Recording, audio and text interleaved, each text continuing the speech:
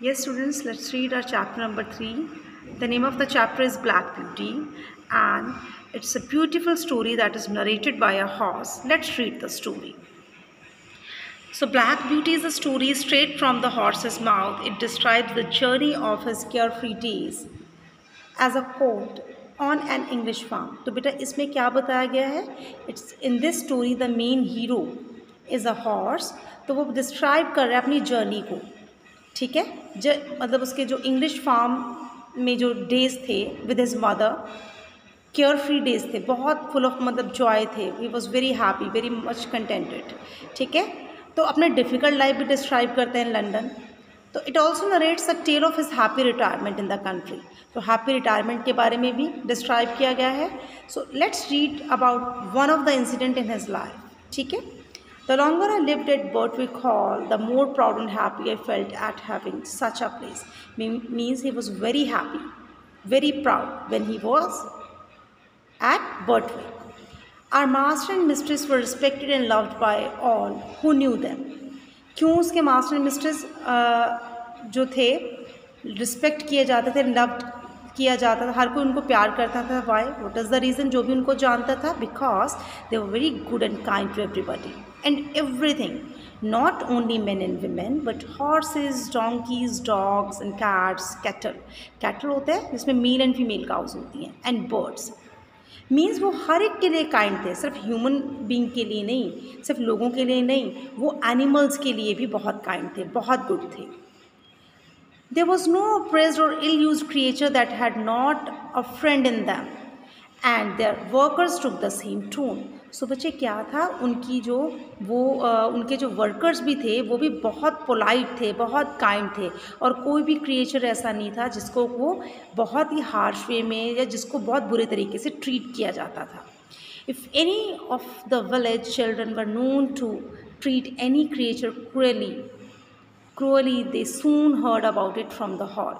Means अगर उनको पता चलता था कि कोई भी विलेज में कोई भी चिल्ड्रन है जो कि हार्शली, इल वे से इल ट्रीट कर रहा है, ठीक है, तो उसको वो सॉर्ट आउट करते थे उस मैटर को। My master and farmer grey had worked together for more than 20 years to get check-reins on the cart horses done away with. तो कहते हैं, तो अब horse, this is a story that is narrated by a horse. तो क्या बता रहा है वो कि जो मेरे मास्टर हैं और एक फार्मर ग्रे हैं। Now two characters have been introduced here.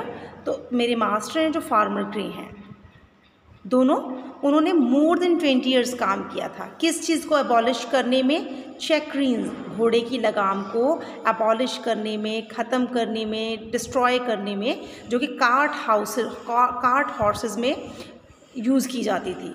उस चीज़ को अबॉलिश करने में क्या मोर देन 20 साल से ज़्यादा काम किया दोनों ने। And in are parts you rarely saw them. और कहते हैं कि जिस जगह पे हम रहते थे वहाँ पे आप बहुत कम देखोगे इस चीज़ को। And sometimes if mistress met a heavily laden horse, कहते अगर कभी भी जो मेरी मिस्ट्रेस थी, मिस्ट्रेस मास्टर्स का जो जेंडर होता है, master is a masculine gender and mistress feminine. तो मिस्ट्रेस कभी देख लेती थी कि कोई हॉर्स बहुत ज़्यादा लोडेड है, ठीक है, जिसमें काफ़ी सामान है, ठीक है, तो वो क्या कहती थी? She would stop the carriage and get out.